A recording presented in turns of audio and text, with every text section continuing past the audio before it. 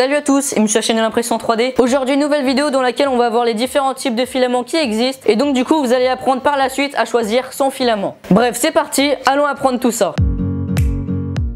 Alors juste avant d'acheter son filament, il faut savoir qu'il existe plusieurs types de filaments en fonction de son utilisation. Car par exemple, si on veut faire une coque de téléphone, il faut qu'elle soit flexible. Donc du coup, on va pas utiliser un filament comme les autres, on va utiliser du filament flexible. Bref, ça c'était un exemple, mais bien sûr, il en existe plein d'autres. Donc évidemment, avant d'acheter son filament, il faut savoir quelle couleur on a besoin. Car si on a besoin d'un filament translucide, on va pas prendre un filament mat. Donc du coup, vous l'aurez compris, la couleur est vraiment la première étape. Et donc du coup, en parlant de couleur, il faut savoir qu'il y a vraiment beaucoup de couleurs. Il existe du translucide comme j'ai ici. Et bien sûr, du translucide, il en existe de toutes les couleurs. Par exemple, les cheese, un rouge translucide. Mais il existe bien sûr du bleu translucide, du or translucide, vraiment toutes les couleurs. Il faut aussi savoir qu'il existe du filament mat, donc comme j'ai ici. Car par exemple, j'ai pas la bobine juste ici parce qu'elle est en train d'imprimer. Mais ce print a été fait avec un verre qui est fluorescent. Et ce vase a été fait avec un verre qui n'est pas du tout fluorescent. Comme vous pouvez voir, il y a une nette différence de couleur. Mais les couleurs, bien sûr, ne s'arrêtent pas là. Comme on a dit tout à l'heure, il existe du flexible. On a aussi du filament qui s'illumine dans la nuit. Donc vous avez sûrement déjà vu ça. Donc c'est par exemple sous forme de bracelet, ou quand on est à la lumière du jour, ça se recharge, et quand on va dans la nuit, et bah ça s'illumine. Et quelque chose qui est assez impressionnant, mais je n'ai jamais testé, il existe du filament qui a une imitation bois, c'est-à-dire que la texture sera comme du bois et non pas comme du plastique quand on le touche. Il y a aussi du filament qui est sous forme de dégradé, donc ça affiche juste ici, et comme vous pouvez voir, et bah autour on a par exemple du jaune, puis au milieu on a par exemple du vert, et puis ça fait du dégradé dans toute la bobine. Enfin bref, au niveau des couleurs, on est vraiment illimité. Donc voilà, maintenant que vous en savez un peu plus sur la couleur des filaments et plus précisément sur le type des couleurs des filaments, on va maintenant passer aux caractéristiques des filaments. Car oui, il y en a beaucoup qui ont des caractéristiques spécifiques.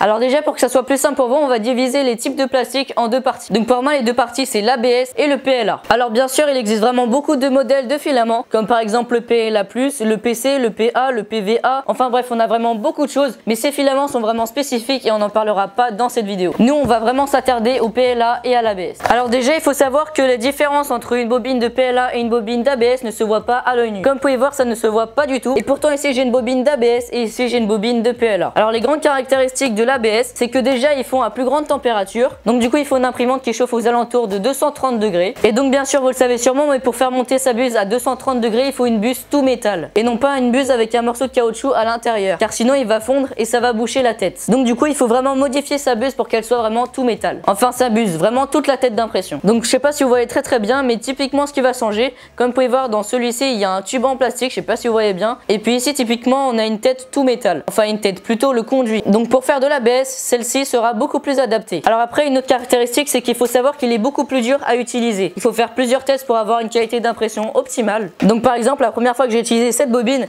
et bien en fait le print avait tendance à se décoller. Donc ça bien sûr ça se règle dans les paramètres, mais c'est vraiment très dur au début. Et puis enfin, une caractéristique qui est vraiment très importante pour certains, c'est qu'il est beaucoup plus dur que le PLA. Une caractéristique qui vont sûrement gêner certains d'entre vous, c'est qu'il dégage des fumées toxiques quand on imprime. Quand on imprime ce filament avec son imprimante, il va pas falloir être dans la pièce. Ah oui, j'ai oublié de le dire, mais il est préférable d'avoir un plateau chauffant pour imprimer de l'ABS. Ça permettra d'avoir une meilleure adhésion. Donc voilà, ça c'est les caractéristiques générales, mais bien sûr on va pas rentrer dans les détails. Ensuite on arrive au PLA. Le PLA est beaucoup plus simple à imprimer. Il faut une température qui est beaucoup plus basse, donc celle-ci c'est entre 190 et 220. Bon après moi quand j'imprime avec du PLA, je suis entre 200 et 210. Une caractéristique qui vont avantager certains, c'est que du coup on n'a pas de fumée plastique, mais bien sûr il est biodégradable. Donc voilà, si vous voulez faire un pot de fleurs avec, ça sera pas le bon filament, il va falloir utiliser de l'ABS. Car lui est biodégradable, donc du coup quand vous allez mettre de l'eau, bah, ça va tendance à fuir et puis ça va se biodégrader, alors que lui il est beaucoup plus résistant et donc pas biodégradable. Ensuite du coup il faut savoir qu'il dégage pas d'odeur toxique, et donc voilà, sans entrer dans les détails, ce sont les caractéristiques principaux. Ensuite une autre caractéristique, et ça c'est sur tous les types de filaments, c'est qu'il faut savoir qu'il y a plusieurs tailles de filaments. Celles-ci sont des bobines de 1 kg, ça peut aller jusqu'à 2 kg il me semble, et puis le minimum il me semble que c'est 750 grammes. Après bien sûr vous avez des échantillons si vous voulez. Après juste rapidement, j'ai une bobine de PETG, donc ça ressemble à ça. Donc le PETG on va aborder ça vraiment très rapidement, mais en gros il est vraiment très résistant, donc comme l'ABS, sauf que celui-ci, eh bien il dégage pas d'odeur toxique. Bon, je pense pas que ça soit les bonnes mesures, mais sur la boîte il y a marqué que le PETG ça va entre 230 et 250 degrés, ce qui est vraiment énorme, alors que l'ABS il y a marqué entre 220 et 240. Donc du coup vous l'aurez compris, si votre imprimante ne chauffe pas assez haut, il faudra pas acheter ce type de filament parce que vous pourrez pas l'extruder. Donc voilà, maintenant on a terminé terminé à peu près avec les caractéristiques des filaments, mais maintenant il faut savoir une caractéristique, c'est le prix. Car oui, on dirait pas comme ça parce que c'est juste un morceau de plastique, mais ça vaut quand même assez cher. Donc le meilleur rapport qualité-prix, c'est le filament de chez Ice. Il s'achète sur Amazon. Généralement, c'est des bobines de 750 grammes. Après, pour les autres marques, ça va entre 20 et 16 euros. Et pour les filaments spécifiques, donc c'est-à-dire le filament flexible, translucide, etc., ça vaut aux alentours de 30 euros. Donc oui, c'est beaucoup. Et quand je dis transparent, je parle des transparents bleus qui sont des filaments qui sont très jolis, on va pas se le cacher. Mais je parle pas des filaments qui sont juste transparents comme ceci. Ces filaments-là, ils sont pas vraiment transparents, ils sont plutôt translucides. Donc ici, j'ai une impression qui est Jabba le Hutt de Star Wars. Donc comme vous pouvez voir, c'est pas vraiment transparent, c'est plutôt translucide. Ici, j'ai un vase qui a été fait avec du translucide rouge et puis il a été imprimé en 0% de remplissage. Comme vous pouvez voir, si je mets une lumière juste derrière, et bah elle se voit quand même. Et puis pareil dans la longueur. Donc voilà, donc en gros, pour choisir son filament, il y a plusieurs points. Tout d'abord, il y a la couleur. Donc si vous voulez du translucide, du mat, du transparent, enfin vraiment toutes les couleurs. Après, il y a le type de filament. Donc en résumé, il y a le PLA et l'ABS. Je sais pas si vous allez bien voir, mais comme vous pouvez voir, on a vraiment beaucoup de types de filaments. Donc du coup, il y a le type de filament et puis après, bien sûr, il y a le prix. D'ailleurs, on en a parlé sur ma avant-dernière vidéo qui s'affiche juste ici, il me semble. C'est le stylo 3D. Donc du coup, si vous avez un stylo 3D, vous n'avez pas besoin d'acheter